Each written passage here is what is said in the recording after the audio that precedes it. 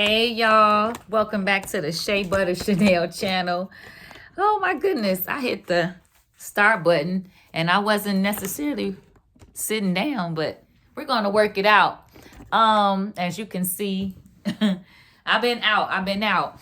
Um, and it was an interesting way my evening went down. I thought I would just share with you what happened. I'm sorry about this. Yeah, just stay. I don't know if this is going to be a part of the 46 lessons yet. I just felt like I'm going to share with you what it's like when I go out and everything. So, I'm going to start with the fact that I've been on my go with the flow. Now, go with the flow was one of my lessons, right? Go with the flow, one of my birthday lessons, as a matter of fact. And so I'm still in that mode, and it's a good thing that I'm open. So I volunteered for a golf tournament a couple of days ago, and I met some new people. And one of the people at the golf tournament invited me to her evening in Noir. So I was like, hey. And a few hours before it, I texted her and I said, sure, put me on the list. So I got dressed and I drove down to the event, and I'm glad that I got out the house. That was the main thing. And so I go, and just like most times when I go out, I bring a light, if you will, and I'm open to meeting people and things like that. And the one thing about the lady who invited me and her husband, they saw that I had come alone, and so they kept asking me if I was all right, and I was just waiting for the DJ to play something so that I could get up and get my jam on. I kept telling people I am the lady in the heels that came from the Ville. Y'all got to see me in these heels. I got 2 good songs in them, and then I'm gonna have to put on these flats I got in my purse. So anyway, where am I going with this? I overheard that the couple, they were from California. So when they came off the mic and came over, I was like, oh, I just moved from California too. Oh, you did? Oh, so we have a friend and he just moved here from California too. Let me introduce you to him. So I said, cool. And so she introduces me to the guy, and we make small talk, and he was nice enough. And I'm, returning the same vibe to him and everything. And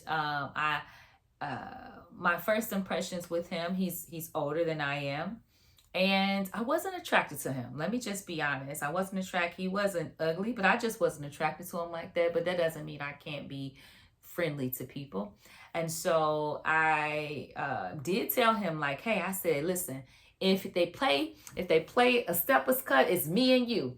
And he said, I don't step. And I said, oh, that's a shame.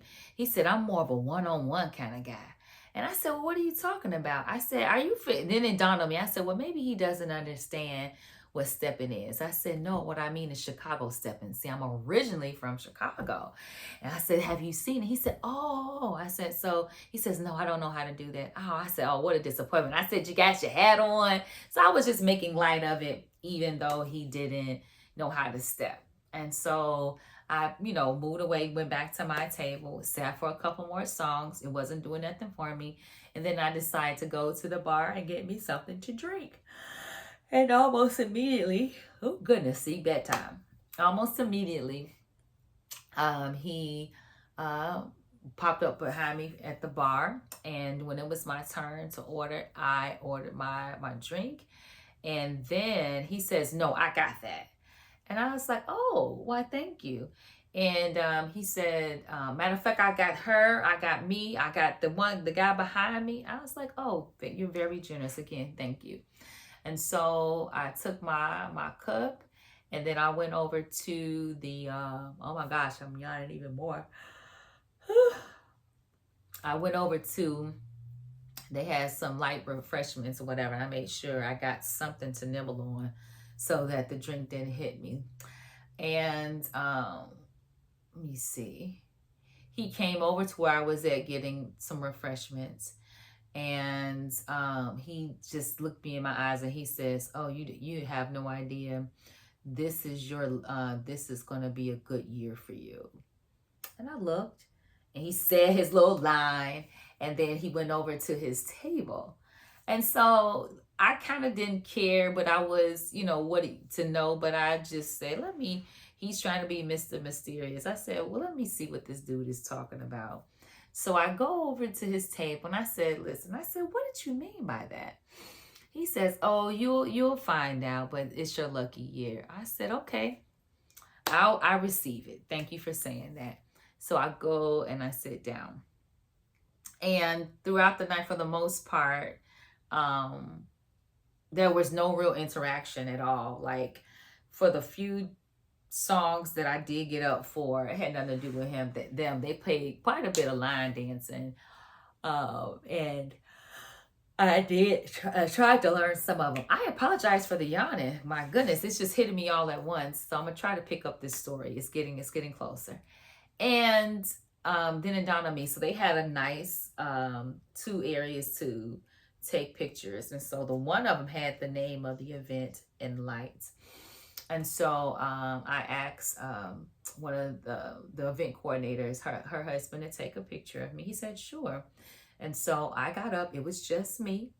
I got up and went over there, and he tried to take a couple of pictures, and then he said it's what happened was the event it was a black event. It was like Evening in Noir, and it was dark in there for one, but the backdrop was dark, and the name of the event was in lights. And so he kept saying that it was a glare. I said, I don't know what to do. So I came over, tried to play around with it, and I said, I don't know. So then he said, you got to upgrade your phone. I said, what are you talking about? This is like an iPhone 13. I ain't getting no 16. Ain't nothing wrong with my 13. So he was making jokes about it. And I said, oh my gosh. And so then he offered to take a picture with his phone. And then the guy, he comes over and tries to bum rush the picture. And he says, oh, let me get in. I said, I'm trying to take my picture. And I just wasn't ready for it. I wasn't really trying to come across as a snob or nothing, but it was kind of off-putting to me. I just wanted to take my picture first. And I'm not sure if he could see that it wasn't going well at first, you know what I'm saying? But for him to jump in. And so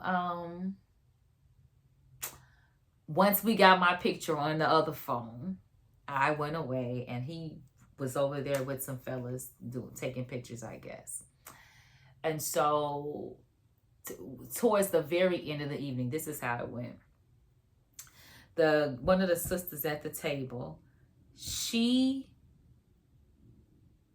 I said, sis, you want me to get your pictures before you go? She said, yes, we can have proof we was here.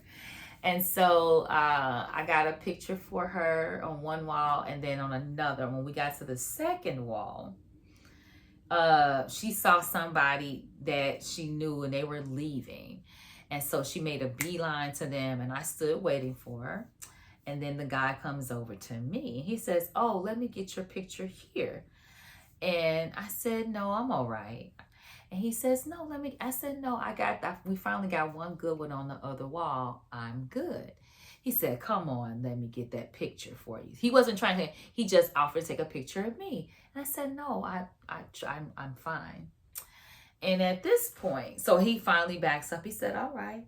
And I said, so there's 2 instances where it just was a touch pushy. It was a touch pushy.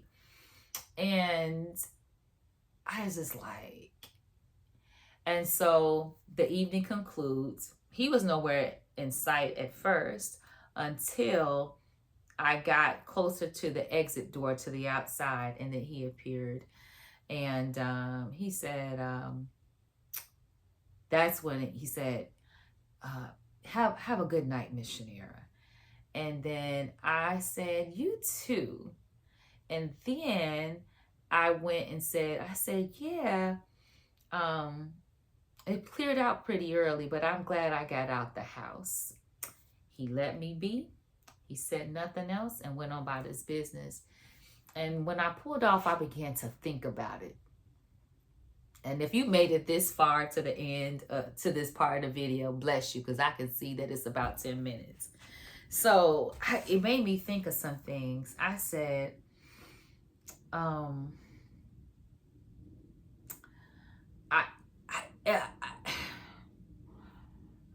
it made me, I don't know, self-conscious or guilty or feeling bad. Like I hope that I didn't come across like I think I'm a such and much, or because I didn't allow him to push, to do those gestures, to bum rush my picture and insist on taking a picture. And I just wasn't feeling it. I wasn't feeling it. And I thought about it. I said, he was nice and he brought my drink for me. I said, but does that mean I'm supposed to, be open like that and be like, oh, okay, you can get in the picture? I felt that he wasn't smooth, and maybe because I wasn't attracted to him physically, that might have something to do with it. So I was mulling it over my head, because although I am single and ready to mingle, like I'm ready to date seriously, I do have a right to be attracted to who I am. And I definitely was putting him in the category of, listen, every guy is not a potential mate. You know what I'm saying? And because he does have a few years on me and all of that, I don't think that he has to be romantically, like, you know what I'm saying? Like, he doesn't have to be that for me. He could be, because he told me he was retired. That's why he moved here from California. He could be a well-connected older guy that has a lot of wisdom and everything. And that's the file I was putting him in, but he wasn't seeing, his approach to me wasn't that way. And now as I'm working this out on camera with y'all, I'm glad that I was firm, and so that he understood that there was nothing romantic that I was thinking about. You know what I'm saying? Like, thank you for the drink, but if you're looking at me like that, then I'm not looking at you like that. I'm not feeling you like that. And so I don't think that gives a man license to do that. And it's just like, I just couldn't help but, as those gestures were coming, I said, because I do like a man who is not shy, who's direct in some ways, who knows, well, let me get a sister a drink. It's like nothing, because the way the conversation on the streets is, like, brothers don't want to spend nothing. They don't, even if they ask you out, it's all kinds of, and I do appreciate that, but I don't think I owe anybody anything just because you bought me a drink. We had some conversation, but from that, I didn't think it was nothing to pursue. And so I don't know if there's a lesson or something to be had from this evening. I hope that, and I guess, if you want to get a lesson, always be sweet, always be kind, but always be firm. You don't owe no man nothing. And I'm glad that I didn't lead him on, because I have led a guy on recently, within the last week. He was kind to me and asked me out, and I couldn't find it in my heart to tell this young guy no. I couldn't. So as I'm preaching to y'all, I need to preach to myself. But I'm glad I didn't do it 2 times in a row.